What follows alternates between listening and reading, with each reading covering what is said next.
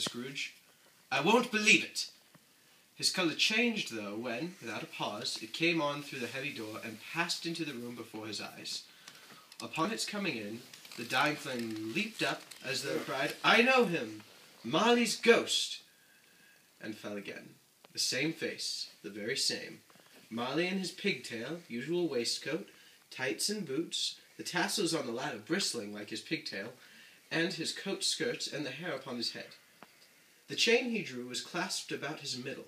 It was long and wound about him like a tail, and it was made, for Scrooge observed it closely, of cash boxes, keys, padlocks, ledgers, deeds, and heavy purses wrought in steel. His body was transparent, so that Scrooge, observing him, and looking through his waistcoat, could see the 2 buttons on his coat behind. Scrooge had often heard that Marley had no bowels, but he had never believed it until now.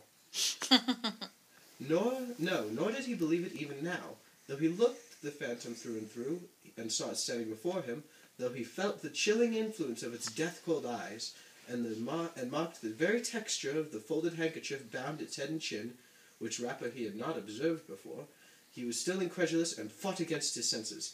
"How now?" said Scrooge, caustic and cold as ever. "What do you want with me?" "Much," said Marley's voice. "No doubt about it." "Who are you?" "Ask me who I was." "Who were you, then?" said Scrooge, raising his voice. "You're particular for a shade." He was going to say to a shade, but substituted this as more appropriate. What does that mean?